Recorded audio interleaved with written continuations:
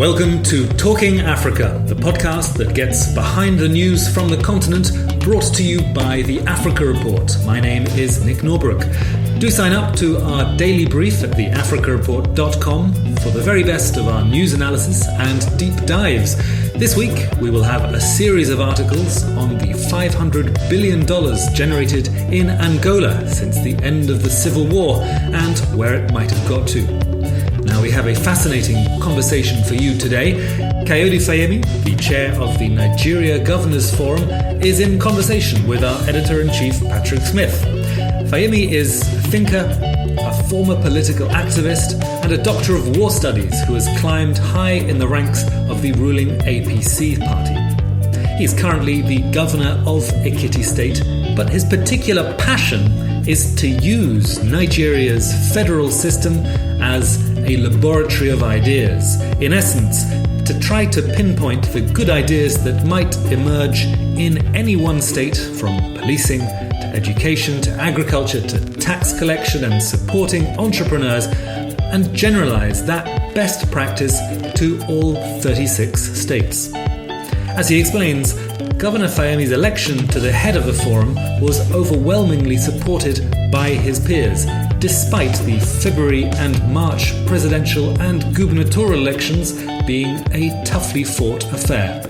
Governors of all parties were clearly in favour of my taking over as the chair of our forum, and they haven't been commended enough for that, because when you look at the history of our forum, we've had our moments of division in the past, and the fact that that has healed and we've all come together to see this as an opportunity for rebuilding the Nigerian Federation is a statement about the maturity of the governors themselves. And I think to a large extent, many of us have put the elections behind us. Of course, some contests are still in court, and some gubernatorial seats are still being challenged. And generally, such governors would have their concerns. But over and above that, I think the focus is on how to deepen the democracy that we have in Nigeria. And it's not a foregone conclusion that this democratization process is irreversible. So we must continue to strengthen it by ensuring that the focus is more towards bettering the lot of the people than just personal aggrandizement. And all of the governors that are in place now seem to be of the same view as far as that is concerned. You said it's not a foregone conclusion that democratization is just going to strengthen. There are a number of critics of the present federal system who just want to see going back to basics, to some sort of constitutional conference, to review the structure of government. They want more power to the states. How does that break down in the country? I mean, is it just the opposition governors who are demanding the so-called restructuring and devolving more power to the states from the centre, and just the APC governors that are more or less okay with it? Or is it much more complex than that? I think there's a general consensus around restructuring. As a matter of fact, the APC manifesto promised restructuring. And we had since put together a committee headed by my colleague, Governor of Ekiti State in Kaduna, to work out the modalities, the details of what we would like to see in a restructured federation. All of us are still committed federalists, and I believe even people on the other side are committed federalists too. The question really is the extent to which we should go in restructuring the federation. What should it cover? Is it just restructuring of the allocation of resources, or should it extend to restructuring of essential services as well? Education, healthcare are already issues that are being handled at the state level, concurrently with the federal government. But there are some issues around security, management of natural and mineral resources, that are in the hands exclusively of the federal government, that many have continuously agitated, should be primarily driven at the state level. So it's those areas that are contentious. When it comes down to, say, if we start with education and health, when it comes down to education and health, there are still federal institutions, there are federal universities. The federal university, yes, the federal health institutions, the federal high school. Those are the kind of areas. Okay. This were understandable in the post-Civil War years. Yeah. There was supposed to be integrating mechanisms that brought together Nigerians from all walks of life, from different parts of the country, in order to build the bonds of unity in our diversity. But there is a sense in which people feel that is no longer something that we need to belabor. Not that it's not important, but I think education and healthcare should be handled at the local level, whilst issues of certification, regulation, monitoring can remain at the federal level. Certification of teachers, for example, should be common. Examination should be common. Regulation should also be something that is handled collectively. And the National Council on Education has also reinforced this impression.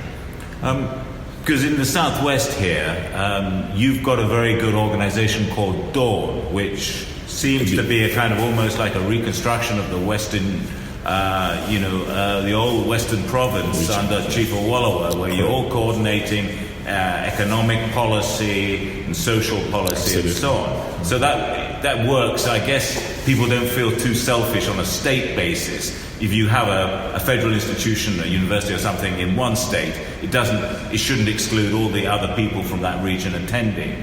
I'm just wondering if that's the case elsewhere in the country, where you don't have such a clear sense of regional cooperation, say the Northwest or the North Central, the Northeast.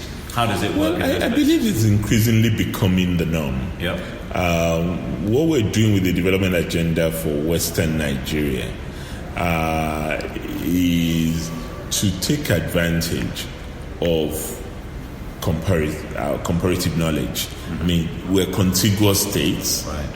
There are things that are better done in Ekiti that Lagos, Oyo, and others can learn from, and vice versa. And there are also initiatives that we can pool our resources together, for example, in agriculture. And when it comes to education, we have initiatives such as coding, information technology that we collectively work together on. We also have a regular cooperation within our civil service. So our heads of the civil service, they meet to draw plans that are common to civil service in terms of monitoring, discipline, regulation, you name it.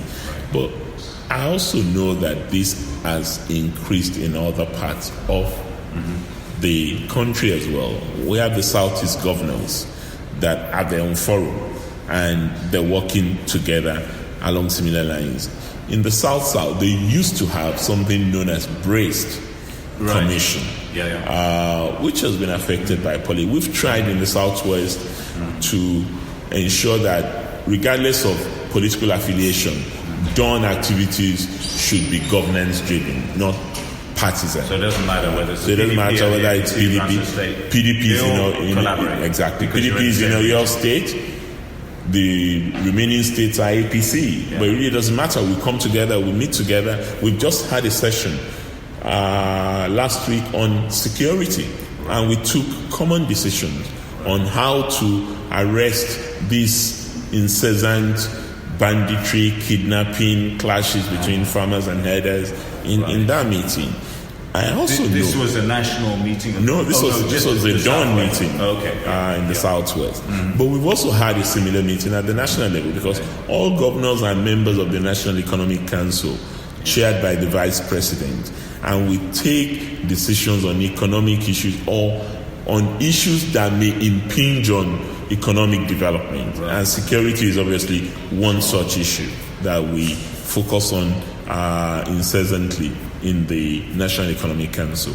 And it is, security is one of the most contentious issues when it comes down to devolving powers to the states. Absolutely. But it does now seem to be, and I think the Vice President made a statement on it, and the President's made a statement, in principle supporting the idea of having state police forces.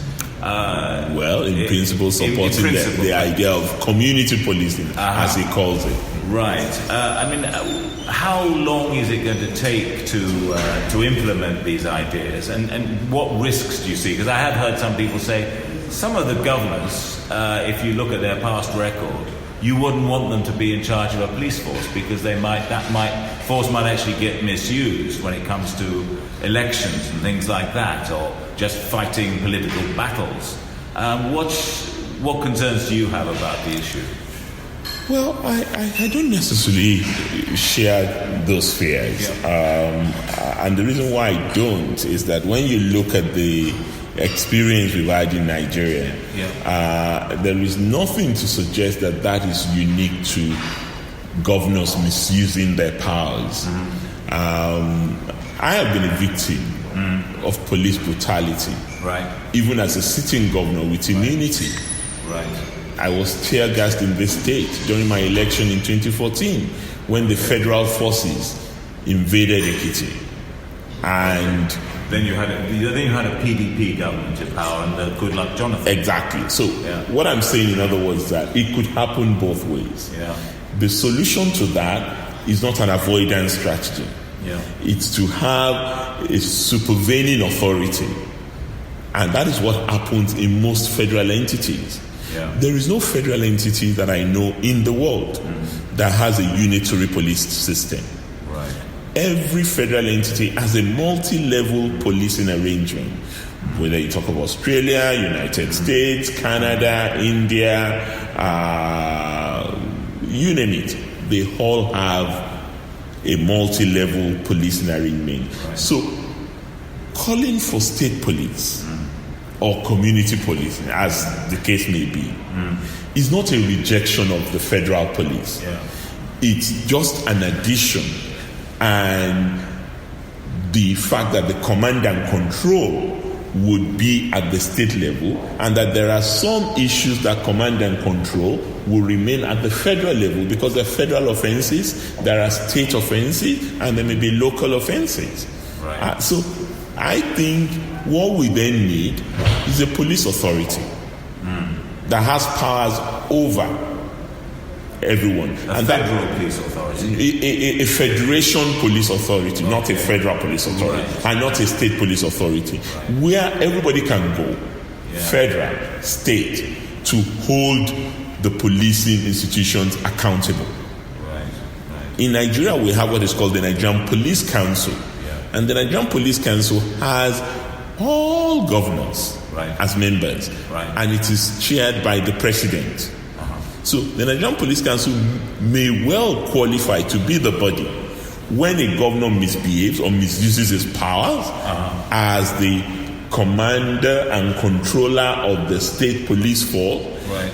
A legitimate claim could be made against the governor at the police council.